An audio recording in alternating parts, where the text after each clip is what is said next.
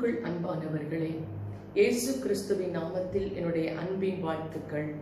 இந்த நாளிலே கர்த்தர் நம்மோடு கூட பேசும்படியாய் நம் ஒவ்வொருவரும் சிரம் தாழ்த்தி நம்மளை ஒப்புக் கொடுக்கலாம்.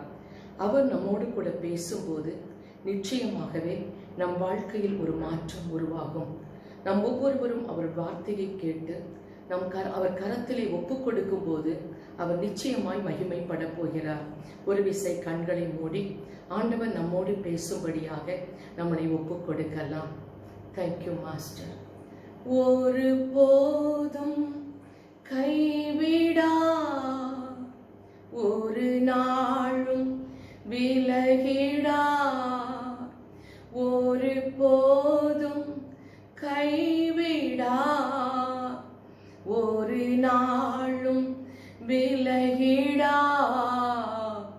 ஒரு தாய் தேற்றுவது போல் என் நேசர் தேற்றுவார். மார்போடு அணைப்பாரே, மனக்கவலை தீர்ப்பாரே. மார்போடு அணைப்பாரே, மனக்கவலை தீர்ப்பாரே. ஒரு தாய் தேற்றுவது போல் என் நேசர் தேற்றுவார். உண்மையாகவே நம் ஆண்டவராகிய இயேசு கிறிஸ்து நம் வாழ்க்கைக்குள் வருவாரே ஆனால் நிச்சயமாகவே வாழ முடியாத நம் வாழ்க்கையை அவர் வாழ வைப்பார். அவர் நம்மளை ஆசீர்வாதமாய் மாற்றுவார். ஒருவேளை நம் ஒவ்வொருவரும் இன்றைக்கு கலங்கி கொண்டிருக்கலாம். ஆண்டவரே, என்னால் வாழ முடியுமா என்ற ஒரு கேள்விக்குறியோடு நீங்கள் நின்று கொண்டிருக்கலாம். அன்பான தெய்வ ஜனமே, இன்றைக்கு நம் நடுவில் வந்திருக்கிற ஆண்டவருடைய பிரசன்னம், தேவ ஆவியானவர் இன்றைக்கு நம்மளோடு கூட இடைப்படும் போது, பேசும்போது ஒரு ஆறுதல் வரும், ஒரு தைரியம் வரும், மனதிலே ஒரு நம்பிக்கை வரும். இவ்வளவு நாளும் குழம்பிருந்த நம்மளுடைய வாழ்க்கையிலே ஒரு விடுதலை வரும். உற்சாகமாய் அவர் கரத்தில் நம்மளை ஒப்புக் கொடுப்போம். ஆவியானவர் தாமே நம்மோடு கூட இடைபடுவாராக. இயேசு கிறிஸ்துவின் வல்லமுள்ள நாமத்தில் ஜெபிக்கிறேன் எங்கள் நல்ல பிதாவே. என அன்பானவர்களே, இன்றைக்கு நாம் வாழ்கிற இந்த வாழ்க்கைக்கு ஒரு அர்த்தம் உண்டு. நீங்கள் சொல்லலாம், ஏன் வாழ்கிறேன் என்று தெரியவில்லையே, இந்த வாழ்க்கை என்னவாய் முடியுமோ என்று நீங்கள் கலங்கி மனதிலே துக்கத்தோடு காணப்படலாம். இந்த செய்தியை கொஞ்சம் தியானித்து இந்த செய்தியை உண்மையாகவே முழுமையாய் ஒப்புக் கொடுத்து கவனியுங்கள். கர்த்தர் நிச்சயமாய் உங்களோடு பேசுவார். அன்பானவர்களே, என் தேவன் எப்படி நம்மளை ஆசீர்வதிப்பார் என்று முதலாவது உங்களுக்கு ஒரு சில காரியத்தை சொல்ல இருக்கிறேன்.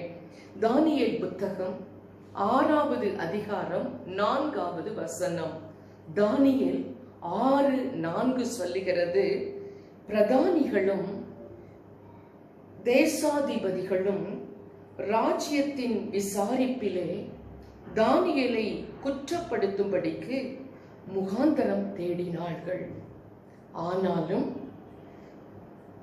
ஒரு முகாந்தரத்தையும் குற்றத்தையும் கண்டுபிடிக்க அவர்களால் கூடாதிருந்தது.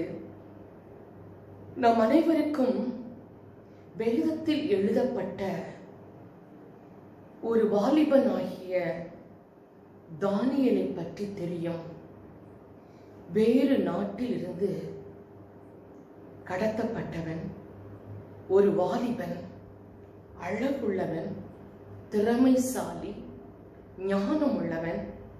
அவனோடு கூட அவனுடைய உயிர் தோழர்கள் 3 பேர், சாத்ராக், மேஷாக், ஆபேத்நேகோ என்று சொல்லி அவனுடைய நண்பர்களும் அவனோடு கூட நாடு விட்டு நாடு கடத்தப்பட்டு அங்கு அமர்த்தப்பட்டிருந்தார்கள். அன்பானவர்களே, இந்த தானியேலிடத்தில் ஏதாவது குற்றம் இருக்கிறதா? இவன் என்னென்ன காரியங்கள் எல்லாம் செய்து கொண்டிருக்கிறான் என்று அத்தேசத்தில் இருக்கிற பிரதானிகளும் அன்பானவர்களே தேசாதிபதிகளும் அவனை நன்காக விசாரிக்கிறார்கள். இந்த உலகம் யாரை பார்க்கிறது தெரியுமா? இயேசுதான் தெய்வம், அவர்தான் என் இரட்சகர். நான் அவரால் ரட்சிக்கப்பட்டிருக்கிறேன். நான் அவருக்குடைய ஊழியத்தை செய்கிறேன். என் குடும்பம் இயேசுவை சேவிக்கிறது என்று சொல்லுகிற, இயேசுவை தெய்வமாய் ஏற்ற ரட்சிக்கப்பட்ட ஜனங்களை இந்த உலகத்தின் ஜனங்கள் நன்கு கவனித்துக் கொண்டிருக்கிறார்கள். நன்கு கவனிக்கிறார்கள். ஏன் தெரியுமா? இயேசுவின் பெயரை சொல்கிறவர்கள் உண்மையாகவே இவர்கள் உண்மை உள்ளவர்களா? இவர்கள் உண்மையான வாழ்க்கை வாழ்கிறார்களா? இவர்கள் சொல்கிறபடி செய்கிறார்களா? இவர்கள் சத்தியத்தை பிரசங்கிக்கிறபடி வாழ்கிறார்களா? அவர்கள் குடும்பம் சாட்சியாய் வாழ்கிறதா? இயேசுவுக்கு சாட்சி உள்ளவர்களா? இவர்களை நம்பலாமா? உண்மையான ஊழியர்கள் தானா இல்லது ஏமாற்றுகிறவர்களா என்று உலக மக்கள், தேவனை அறியாதவர்களும் தேவனை அறிந்தவர்களும் கூட எல்லோரும் நம்மை தான் பார்த்து கொண்டிருக்கிறார்கள். இதே போலதான் தானியேல் அந்த நாட்களில் தேவன் மேல் பக்தி உள்ளவன், தேவனை மட்டும் கடவுளாக ஏற்று அவரை அன்பாய் நேசித்தவன். அன்பானவர்களே, அவரிடத்தில் அனைவரும் அவனுடைய உண்மையான ஜீவியத்தை பார்க்கிறார்கள். அவன் உண்மையாய் இருப்பதை பார்க்கிறார்கள். எல்லா காரியத்திலும் எல்லாம் சரிவர செய்வதை பார்க்கிறார்கள். அன்பானவர்களே, அவன் மேல் அநேகருக்கு பொறாமை, அநேகருக்கு எரிச்சல். ஒரு வாலிபன் இப்படி வாழ்கிறானே, இவ்வளவு திறமைசாலியா இருக்கிறானே, தினம் தினம் தன் தேவனை முழங்கால் படியிட்டு ஜெபித்து ஆராதிக்கிறானே, தெய்வத்தின் மேல், அவன் வணங்குகிற கடவுள் மேல் பக்தியாய் இருக்கிறானே, இவன் செய்வதெல்லாம் சரியாய் இருக்கிறதே. அனைவரும் ஏதாவது ஒன்று தவறு செய்வான், இவனை மாட்டிக் கொடுக்கலாம், இவன் செய்கிற தவறை கண்டுபிடிக்கலாம் என்று சொல்லி அனைவரும் அவனை பார்த்து கொண்டே இருக்கிறார்கள். அன்பானவர்களே, தானியேல் எப்படி இருந்தானா? தேசாதிபதிகளுக்கும் பிரதானிகளுக்கும் மேற்பட்டவனாய் இருந்தானா. சாதாரண ஒரு வாலிபன், சாதாரணவன். அன்பானவர்களே, நான் சற்று யோசித்து பார்த்தேன். தேவன் மேல் பக்தி உள்ளவன் தேசாதிபதிகளுக்கு மேற்பட்டவனாயிருந்தான். அவன் எப்படி இருந்திருப்பான்? அவனுக்குள், தானியேலுக்குள் ஒரு ஆவி, ஒரு விசேஷித்த ஆவி இருப்பதை அவர்கள் கண்டார்கள். அதனால்தான் அவர்கள் யோசித்து பார்க்கிறார்கள், கூட்டம் கூடி ஆலோசனை பண்ணி பார்க்கிறார்கள். எதனால் இவன் இவ்வளவு திறமசாலியாயிருக்கிறான்? எப்படி இவனால் வாழ முடிகிறது? இப்படி எல்லாரும் சொல்கிறார்கள், இல்லை, அவன் ஜெபிக்கும் போது, அவன் ஆண்டவர் பாதத்தில் காத்திருக்கும் போது அவன் ஒரு வல்லமையினால் நிரப்பப்படுகிறான், தன் தெய்வத்தோடு பேசுகிறான், அந்த தெய்வத்தின் மேல் பக்தியாயிருக்கிறான், அவன் மேல் ஒரு ஆவி இருப்பதை நாம் பார்க்கிறோம். அன்பானவர்களே, அந்த விசேஷித்த ஆவியை பார்த்த அந்த தேசத்து ராஜா இவனை தான் அதிகாரியாக ஏற்படுத்த வேண்டும். எல்லாரை விட ரொம்ப வித்தியாசமா இருக்கிறானே, இவனை ராஜாவா ஏற்படுத்த வேண்டும் என்று அவன் வாழ்கிற வாழ்க்கையை பார்த்து ராஜா அவனை அதிகாரியா ஏற்படுத்தலாம் என்று சிந்திக்கிறான். உண்மையான வாழ்க்கை, குற்றமற்ற வாழ்க்கை, மனிதர்களால் குற்றம் கண்டுபிடிக்க முடியவில்லை. லார்ட், இன்றைக்கு நான் உங்களிடத்தில் சொல்லுகிறேன், என் ஆண்டவர் இந்த உபத்திரவ நாட்களில் தானியேலை குற்றப்படுத்தாதபடி அவங்களால் எவ்வளவு தேடி அலைந்தோம், அவனை சூழ ஒவ்வொரு நாளும் பார்த்து கொண்டிருந்தோம், ஒரு முகாந்திரத்தையும் கண்டுபிடிக்க முடியாமல், குற்றம் கண்டுபிடிக்க முடியவில்லை என்று சொல்லி குறையை பார்க்காமல் ஆச்சரியத்தோடு காணப்பட்டார்கள். காரணம், அந்நிய தேசத்தில் தாய் தகப்பன் இல்லாமல், உறவினர் இல்லாமல் தனிமையா இருந்த அவன், யோசித்து பாருங்கள், ஒரு உண்மையான ஒரு வாழ்க்கை. கொஞ்சம் யோசித்து பாருங்கள், நமக்குள் இருக்கிற அதே ஆவியானவர் தான் அவனுக்குள்ளும் இருந்தார். அதே ஆவியானவர். நாம் குற்றம் செய்து கொண்டிருக்கிறோம், பாவம் செய்து கொண்டிருக்கிறோம், ஆவியானவரை வைத்துக் கொண்டு அநியாயம் செய்து கொண்டிருக்கிறோம். இதற்காக நம் தேவன் படைத்தார். தயவு செய்து உங்கள் உள்ளத்தில் இந்த குற்ற உணர்வு வர வேண்டும். நான் பாவி என்கிற உணர்வு வர வேண்டும். ஜெபித்தால் பரிசுத்தமாக முடியாது. ஆவியில் நிறைந்தால் மட்டும் பரிசுத்தம் வந்துவிடாது. ஆராதனை செய்துவிட்டால் மட்டும் போதாது.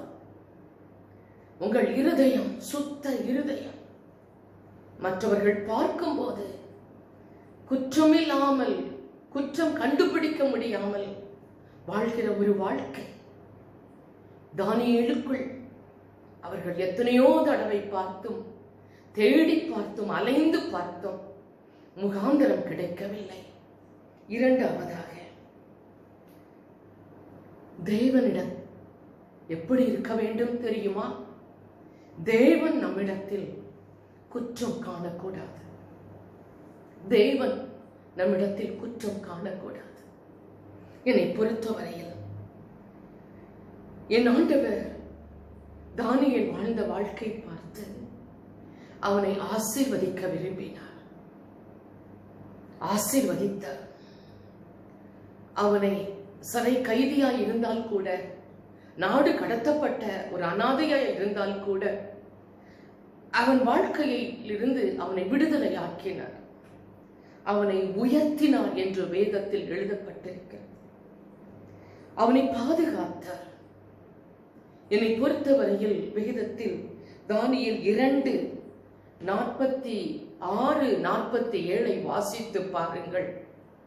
46-47 எழுதப்பட்டிருக்கிறது. அந்த நேபுகாத்நேச்சார் இரவில் கண்ட சொப்பனத்திற்கு அவன் வெளிப்பாடு சொல்லுகிறான். அன்பானவர்களே, அந்த தரிசனத்திற்காக அவன் அவகாசம் கேட்கிறான். உமது சொப்பனத்தை சொல்லுவதற்கு எனக்கு ஒரு சில நாட்கள் கொடுங்கள், நான் அந்த வெளிப்பாடை உங்களுக்கு சொல்லுகிறேன் என்று சொல்லி அவன் என்ன செய்தான் தெரியுமா? அன்பானவர்களே, அந்த வெளிப்பாடை கேட்பதற்காக தேவனுடைய பாதத்தில் காத்திருக்கும்படியாய் கடந்து போனான். யாரோடு கூட? தன்னோடு கூட இருந்த நண்பர்களோடு கூட, சாத்ராக், மேஷாக், ஆபேத்நேகோவோடு கூட தெய்வ பாதத்தில் காத்திருக்க கடந்து போனான். அன்பானவர்களே, ஆண்டவர் அவனுக்கு அவனுடைய வாழ்க்கையை பார்த்தார், அவன் பரிசுத்தத்தை பார்த்தார், தன்னை நம்பி இருப்பதை பார்த்தார், தேவனை சார்ந்து வாழ்வதை பார்த்தார். அவனுடைய குற்றமற்ற வாழ்க்கையை பார்த்தால் என் ஆண்டவர் அவனுக்கு வெளிப்பாட்டை கட்டளையிட்டார். அவனுக்குள் அந்த ஞானமும் வல்லமையும் கர்த்தர் கொடுத்தார். எனக்கு அன்பானவர்களே, என்ன சொல்கிறேன் என்றால், நம்முடைய வாழ்க்கையில இப்பொழுது நாம் அறைக்குள் தான் பூட்டப்பட்டிருக்கிறோம். ஞானம் வந்ததா? உங்களுக்கு வெளிப்பாடு வந்திருக்கிறதா? இந்த காலகட்டம் எப்படி முடியும் என்கிற ஒரு வெளிப்பாடு உங்களுக்கு வந்ததா? நீங்கள் தேவனிடத்தில் இதை குறித்து ஆலோசனை கேட்டீர்களா? அல்லது உங்களுக்காக மட்டும் ஜெபித்துக் கொண்டிருக்கிறீர்களா? அல்லது ஜெபமே இல்லாமல் நேரத்தை வீணடிக்கிறீர்களா? எனக்கு அன்பானவர்களே, பரிசுத்த ஆவியானவர் சொல்கிறார், உனக்கு ஞானமும் வல்லமையும் கர்த்தரால் கொடுக்க முடியும். இந்த நாட்களிலே எனக்கு ஒரு காரியம் ஞாபகம் வருகிறது. சகாரியா என்கிற ஒரு வயதான ஒரு மனிதன் இருந்தான். அவன் தேவனுடைய ஆசாரியன், ஆலயத்தில் ஆசாரியனாக வேலை செய்து கொண்டிருந்தான். அவனுடைய மனைவி எலிசபெத். அவர்களுக்கு வயதானவர்களாய் இருந்தார்கள். ஆனால் வயதானவர்களாய் இருந்தாலும் குற்றமில்லாத வாழ்க்கை வாழ்ந்தார்கள். தேவனுக்கு உண்மையான பிள்ளைகளாய் இருந்தார்கள். அன்பானவர்களே, அந்த வயதானவர்கள் மீது என் தேவன் அன்பு கொண்டார், இரக்கம் கொண்டார். அவர்களை ஆசீர்வதிக்க ஆசைப்பட்டார். அவர்களுடைய குற்றமற்ற வாழ்க்கை பார்த்து அந்த வயதான காலத்தில் ஒரு குமாரனை கொடுத்தார். ஒரு குழந்தையை பெற்றெடுக்கும்படியாய் யோவான் ஸ்நானகனை அவர்கள் பெற்றெடுக்க கர்த்தர் உதவி செய்தார். யோவான் ஸ்நானகன் யார் தெரியுமா? தேவனுடைய சத்தம். அவன் வனாந்தரத்தில் சத்தமிட்டு தெய்வகுமாரனுடைய வருகையை வெளிப்படுத்தினவன். நான் கொஞ்சம் சிந்தித்து பார்த்தேன். குற்றமற்ற வாழ்க்கை, பரிசுத்தமான வாழ்க்கை, அப்படிப்பட்ட ஒரு வாழ்க்கை வாழ்கிறவர்களுக்கு தேவன் கொடுக்கிற ஆசீர்வாதம் உன்னதமான ஒரு ஆசீர்வாதம். இன்றைக்கு நான் சொல்லுகிறேன், என் ஆண்டவர் இயேசுவின் நாமத்தில் சொல்லுகிறேன், ஏதோ ஒரு நோக்கத்திற்காக தான் இந்த உலகத்தை கர்த்தர் இந்த பாதையில் நடத்தி கொண்டிருக்கிறார். நாம் வேறு எதையோ சிந்தித்துக் கொண்டிருக்கிறோம். நம் வாழ்க்கை குற்றமுள்ளதா இருந்ததினால்தான், நம் வாழ்க்கை சரியாய் இல்லாமல் வாழ்ந்ததினால்தான், கர்த்தருக்கு பிரியமாக இல்லாமல் வாழ்ந்ததினால்தான் ஆண்டவர் நம்மளை பரிசுத்தப்படுத்தும்படியாய், நம்மளை ஒரு விசை திருப்பும்படியாய், மாற்றும்படியாய், மீண்டுமாய் பரிசுத்தமுள்ள வாழ்க்கை வாழும்படியாய் ஒரு தருணம் கொடுக்கப்பட்டிருக்கிறது. ஒருவேளை இது கடைசி தருணமாக தான் இருக்கும் என்று நான் விசுவாசிக்கிறேன். இனி இந்த கிருபையின் தருணம் நமக்கு கிடைக்காது. இதில் அநேக லட்சங்கள் மரித்துக் கொண்டு இருக்கிறார்கள். நீங்களும் நானும் உயிரோடு இருக்கிறதுக்கு காரணம், நாம் மாறுவோம், நாம் குற்றமற்ற வாழ்க்கை வாழ்வோம், பரிசுத்தமாய் இருப்போம் என்று நம் மீது அவர் அளவு கடந்த நம்பிக்கை வைத்திருக்கிறார்.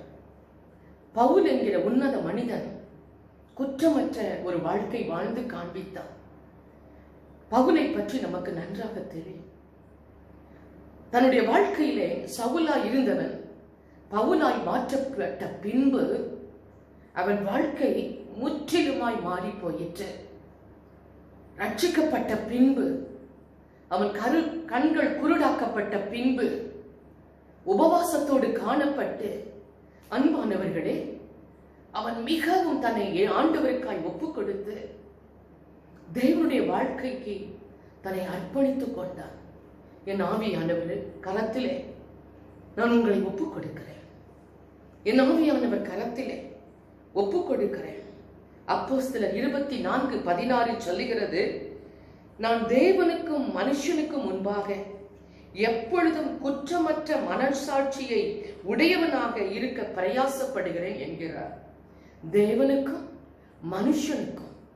முதலாவது மனுஷருக்கு முன்பாக குற்றமற்றவராயிருங்கள், அப்பொழுது நிச்சயமாய் தேவனுக்கு முன்பாக குற்றமற்றவர்களாய் இருப்பீர்கள். என்னை பொறுத்தவரையிலே பவுலிடத்திலிருந்து எனக்கு பிடித்த காரியம், ஒருவனுடைய வெள்ளிக்கும் ஆசைப்பட்டதில்லை, ஒருவனுடைய பொன்னுக்கும் அவன் ஆசைப்பட்டதில்லை, ஒருவனுடைய வஸ்திரத்திற்கும் அவன் ஆசைப்பட்டதில்லை, எந்த காரியத்திற்கும் அவன் ஆசைப்பட்டதில்லை. தேவனுடைய கிருபைக்கும் தேவனுடைய வசனத்திற்குமே தன்னை ஒப்புக் கொடுத்தார். அதனால்தான் ஒரு குற்றமற்ற வாழ்க்கை வாழ்ந்தார். கடைசி வரை தன்னையே ஒப்புக் கொடுத்து விட்டார். மரணம் பிரிக்கும் வரை அன்பானவர்களே, அவருடைய மரணம் கொடியதாக இருந்தது. அந்த கொடிதான அந்த வயதான காலத்தில் அவர் மரிக்கும் போது கூட அவர் தன்னை முற்றுமாய் ஒப்புக் கொடுத்திருந்தார். நான் சற்று யோசித்து பார்த்தேன். அப்போஸ்தலர் 16வது அதிகாரம் 25வது வசனத்திலே பவுலும் சீலாவும் சேர்ந்து அந்த சிறைச்சாலையிலே அடைக்கப்பட்ட போது ஜெபம் பண்ணினார்கள் என்று நாம் வாசிக்கிறோம். அவங்க ஜெபம் ரொம்ப ஆச்சரியமான ஒரு ஜெபங்க. அவங்க ஜெபம் நம்ம ஜெபம் மாதிரிலாம் இல்லைங்க. அவங்க ஜெபம் நம்ம மாதிரிலாம் புலம்பெல்லாம் இல்லைங்க. அவங்க ஆண்டவருக்காக துதிச்சாங்க, தேவனை துதித்தாங்க. ஏன்னா அவங்க தேவனுக்கு ஊழியம் செஞ்சதுனாலதான் அவங்க சிறைச்சாலையில் அடைக்கப்பட்டிருந்தாங்க, தொழுமரத்துல கட்டப்பட்டிருந்தாங்க. அவங்களுக்கு ரொம்ப சந்தோஷம், தேவனுக்காக ஊழியம் செஞ்சோம், தேவன் பட்ட பாடுகள்ல நம்ம கொஞ்சம் பாடு அனுபவிக்கும், இது கர்த்தருக்கு பாடல நம்மளும் அனுபவிக்கிறதுக்கு ரொம்ப சந்தோஷம்னு சொல்லி தேவனை ரொம்ப பாடி துதிக்கிறாங்க. இரவு முழுவதும் அந்த சிறைச்சாலை இல்ல அவங்க பாடி துதிச்சுட்டே இருக்கும்போது அவங்க எப்படி அந்த இரவு அவங்களுக்கு இருந்துச்சு அப்படின்னா, அந்த உட்காவல் அவங்க அடைக்கப்பட்டிருந்தாலும், அவங்க கால்கள் தொழுமரத்துல கட்டப்பட்டிருந்தாலும் சிறைச்சாலையின் அஸ்திபாரம் அசைஞ்சிச்சான். அவங்க ஜெபம், அவங்க பாடல், அவங்களுடைய ஆராதனை சிறைச்சாலை கட்டடத்தையே அசைச்சிச்சான். அஸ்திபாரம் போட்டு கட்டப்பட்ட அந்த சிறைச்சாலையின் அஸ்திபாரம் அசைதான், பூமி அதிர்தான். வேதம் சொல்லுகிறது அப்போஸ்தலர் 6:26 கதவுகள் எல்லாம் உடனே திறவுண்டதாம். யோசித்து பாருங்கள், அவர்கள் கட்டுகளும் கலந்து போயிற்றான். அவங்கள கட்டியிருந்த அந்த சங்கிலி கலந்து போயிற்றான். நான் ரொம்ப யோசித்தேன். ஒரு மனுஷனுடைய ஜெபம், ஒரு மனுஷனுடைய துதி, ஆராதனை, உங்களை யாருங்க கட்ட அவிழ்க்கணும்? யாருங்க உங்க பூட்டை அவிழ்த்து விடணும்? யாருங்க உங்க கதவை திறக்கணும்? நீங்க நம்ம ஒவ்வொருவரும் உண்மையா, நான் சொல்றேன், உண்மையான ஒரு தேவனுக்கு உகந்த பலியா, பரிசுத்தமா, அவர் மேல உண்மையான பற்றுதோல இருந்தா இன்னைக்கு இந்த கட்டு அருந்து போகும். இந்த வைரஸ் எங்க போகுதுன்னே தெரியாது நாட்டை விட்டு. எல்லாரும் சொல்லுவாங்க, ஒருத்தருக்குமே வைரஸ் இல்லை, ஒருத்தருக்குமே அந்த வியாதி இல்லை. வியாதி வந்தவங்களை திருப்பி டெஸ்ட் பண்ணும் போது அது இல்லைன்னு சொல்ற அளவுக்கு நம்முடைய ஜெபம், நம்முடைய வாழ்க்கை, நம்ம கர்த்தரோடு வைத்திருக்கிற உடன்படிக்கை, அவர் மேல் வைத்திருக்கிற அன்பு, வேற எந்த எதிர்பார்ப்பும் இல்லாமல் என் தேவனோடு கூட வாழ்கிற வாழ்க்கை, இதை செய்யாம நம்ம ஒரு விசுவாசின்னு சொல்றதுல அர்த்தமே இல்லை. என்னை பொறுத்தவரையில நம்ம வேற எதுக்கோ ஜெபிச்சுட்டு இருக்கோம், வேற ஏதோ மைண்ட் செட் பண்ணி வச்சிருக்கிறோம், நம்ம சொந்தத்துல அப்படி ஆகணும் இப்படி ஆகணும் நினைச்சிட்டு இருக்கிறோம். என்னை பொறுத்தவரை நான் சொல்றேன், உங்களை கொடுங்கள் இயேசுவுக்கு, உங்களை கொடுங்க. நம்ம வாழ்ந்தாச்சு, இத்தனை வருஷம் வாழ்ந்தாச்சு, இத்தனை வருஷம் நல்லா உடுத்தியாச்சு, இத்தனை வருஷம் இந்த உலகத்தின் ஐஸ்வர்யங்களை எல்லா அனுபவங்களையும் நம்ம அனுபவிச்சு முடிச்சாச்சு. இனிமே எதுவும் கிரேட்டா இந்த உலகத்துல வரப்போறது இல்லை. இனி நம்மளை சந்தோஷப்படுத்துறது ஒண்ணுமே இல்லை என்னை பொறுத்தவரையில. என அன்பானவர்களே, நான் சொல்லுகிறேன், நம்ம தேவன் இன்னைக்கு நம்மளை முற்றிலுமாய் பரிசுத்தப்படுத்த விரும்புகிறார். உங்களை ஒப்பு கொடுக்கணும், உங்க வாழ்க்கையில நினைக்கணும், இன்னுமே நான் ஆண்டவருக்காக தான், என் தேவனுக்காக தான். உங்க உள்ளத்திலிருந்து இதை சொல்லணும். உங்கள ஒரு குற்றம் இனி மனுஷன் பார்க்க கூடாது, உங்க வாழ்க்கையில ஒரு குற்றம் பார்க்க கூடாது, பார்க்க விட மாட்டேன், அப்படிப்பட்ட வாழ்க்கை வாழ மாட்டேன். உங்க வாயிலிருந்து அந்த வார்த்தை வரணும். முழங்கால நின்று கர்த்தர்ட்ட உடன்படிக்கை பண்ணணும். அந்த அறை வீட்டுக்கள் பூட்டி கொண்டு அப்படி ஜெபிக்கணும். கடைசியாக தயவு செய்து சொல்லுகிறேன், குற்றமற்ற வாழ்க்கை வாழ்வோம், குற்றமற்ற வாழ்க்கை வாழ்வோம். முதலாவது தேவனுக்கு நன்றி சொல்லிருங்க. உங்களை காப்பாத்தி வச்சிருக்கிறாரு பாருங்க, உங்க ஜீவனுக்கு பாதுகாப்பா இருக்கிறார் பாருங்க, அவருக்கு நன்றி சொல்லுங்க. உங்க ஆத்துமாவில இருந்து கர்த்தரை ஸ்தோத்திரம் பண்ணுங்க. என்ன செஞ்சுட்டான்னு கேட்காதீங்க. இந்த நோய், இந்த அசுத்த வல்லமை நம்மளை பிடிக்காமல் இருப்பதற்கு காரணம், அன்பானவர்களே, நீங்க சொல்லுங்க, என் ஆத்துமாவே கர்த்தரை ஸ்தோத்திரி. முழு உள்ளத்தோடு அந்த தெய்வனை ஸ்தோத்திரம் பண்ணுங்க. என் தெய்வன் கைவிட மாட்டார். அவருக்கு நன்றி சொல்லுங்க. அன்பானவர்களே, தாவீது ஒரு நாள் கூட ஆண்டவரை மறக்கல. அவன் தேவனை மறக்கலங்க. அவன் தேவனை மறக்கவில்லை. அவன் தேவனுக்கு பிரியமுள்ளவனாய் இருந்தான். இந்த செய்தியில் நான் உங்களுக்கு சொல்ல ஆசைப்படுவது, நீங்க குடும்பமா வீட்டுக்குள்ள தனிமைப்படுத்தப்பட்டிருக்கிறீங்க. எத்தனை நாள் சொன்னீங்க குடும்பமா உட்கார்ந்து சாப்பிட முடியல? எத்தனை நாள் சொன்னீங்க என் புருஷன்கிட்ட பேச நேரம் இல்லை, என் மனைவி கிட்ட பேசி நேரம் செலவழிக்க முடியல, என் பிள்ளைகளை பார்க்க முடியல, நாங்க சேர்ந்து ஒன்னா சாப்பிட முடியல? எத்தனை குறைப்பட்டுக்கிட்டீங்க. அன்று சொல்றாரு, இப்போ உன்னை குடும்பமா உன் கூடாரத்துக்குள்ள மறைவில் வச்சிருக்கிறேனே. நீ குடும்பமா, இது உன் குடும்பம், நான் உருவாக்கி நான் கட்டின குடும்பம், நான் உனக்கு கொடுத்த பொக்கிஷமாகிய பிள்ளைகளோடு உன்னை வைத்திருக்கிறேனே. மனுஷனே, நீ என்ன செய்து கொண்டிருக்கிறாய்? நோவாவை போல அந்த பேழைக்குள் என்ன செய்ய சித்தமாய் இருக்கிறாய்? நோவா தன் குடும்பத்தோடு பேழைக்குள் நுழையும் போது தன் குடும்பமாய் என்னை ஆராதித்தாரே, தேவனை மகிமைப்படுத்தினாரே. நீ குடும்பமாய் உன் குடும்பத்துல அடைக்கப்பட்டு உன் வீட்டுக்குள்ள மூடி இருக்கிற உன் குடும்பத்துல, உங்க வீட்டுக்குள்ள என் இயேசு உங்களோடு இருக்கிறாரா? உங்கள் இயேசுவோடு கூட வாழ்றீங்களா? அன்பானவர்களே, ஒருவரை ஒருவர் மனம் விட்டு பேசினீங்களா? கணவன் மனைவி இவ்வளவு நாள் பேசாததெல்லாம் பேசினீங்களா?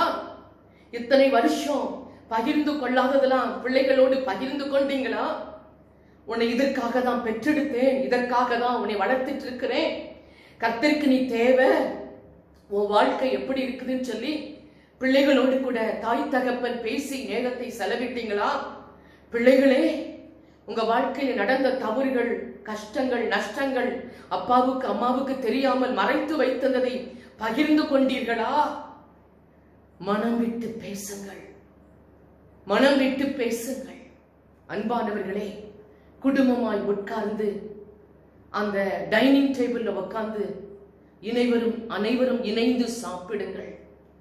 ஒருவருக்கு ஒருவர் ஊட்டி அன்போடு பராமரித்து உங்கள் உணவை சந்தோஷத்தோடு சாப்பிடுங்கள்.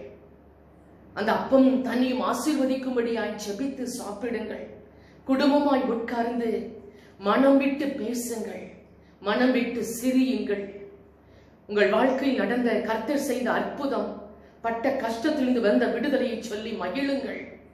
அன்பானவர்களே, குடும்ப ஜெபம் ஏறெடுங்கள். ஒவ்வொரு நாளும் ஒவ்வொருவரும் ஜெபியுங்கள், ஆராதியுங்கள். உங்கள் குடும்பத்தை சாத்தான் இனி அழிக்க முடியாது. இதை கர்த்தர் சொன்னபடினால் உங்கள் மத்தியில் இதை சொல்லுகிறேன். உங்கள் குடும்பத்தை இனி சாத்தான் தொட முடியாது. அவன் திட்டம் நிர்மூலமாகிறது. உங்கள் குடும்பத்தை மட்டும் கர்த்தர் கொடுத்த கணவனோடு, ஒரே கணவனோடு வாழுங்கள், ஒரே மனைவியோடு வாழுங்கள், நீங்கள் பெற்றெடுத்த பிள்ளைகளோடு வாழுங்கள். குடும்பத்தை விசாரிக்க தெரியாமல் இருக்காதீர்கள். இனி அவன் எடுக்கிற திட்டங்கள் எல்லாம் செயல்பட முடியாது. கர்த்தரை மட்டும் சார்ந்து கொள்வோமா? வேறு பிடிக்கப்பட்ட வாழ்க்கையை கர்த்தர் கொடுத்து விட்டார். ஒரு விசை இந்த நாளிலே ஒவ்வொருவரும் கேட்ட செய்தியின்படி ஒரு குற்றமற்ற வாழ்க்கை வாழ நம்மளை ஒப்புக் கொடுத்து சிரம் தாழ்த்தலாம். தகப்பனே, உமக்கு நன்றி சுவாமி, உமக்கு நன்றி ஆண்டவரே. நாங்கள் கவலீனமாய் வாழ்ந்து கொண்டிருக்கிறோம். எங்கள் வாழ்க்கைக்கு கடைசியாய் கொடுக்கப்பட்ட தருணம் இது. ஒருவேளை நாங்கள் இந்த தருணத்தை நாங்கள் சரியாய் செய்யாவிட்டால் வருகையிலே கைவிடப்பட்டு விடுவோம் என்கிற உணர்வு எங்களுக்கு வந்துவிட்டது. எங்கள் பிள்ளைகளை ஒருவேளை இழந்து விடுவோம், ஒருவேளை என் கணவனை இழந்து விடுவோம், ஒருவேளை மனைவியை இழந்து விடுவோம். ஆண்டவரே, இந்த கடைசி தருணத்தை எங்களுக்கு நீ பேசினதற்காய் நன்றி ஆண்டவரே. நாங்கள் மனம் மாறுவோம். குடும்பத்திலே நாங்கள் முழு மனதோடு முழு இருதயத்தோடு ஆராதிப்போம். ஆண்டவரே, நீ கொடுத்த குடும்பத்தை நாங்கள் நேசிக்கிறோம். எங்கள் குடும்பத்தின் தலைவராய் நீ வாரும். நாங்கள் பரலோகத்திற்கு வரும் வரை எங்கள் குடும்பத்தை பிசாசு தொட முடியாதபடி ஆவியானவர் பாதுகாத்துக் கொள்ளும். இதை கேட்கிற ஒவ்வொரு குடும்பங்கள் மேலும் உமது வல்லமை கடந்து போவதாக. சங்கார தூதன் விலகுவானாக.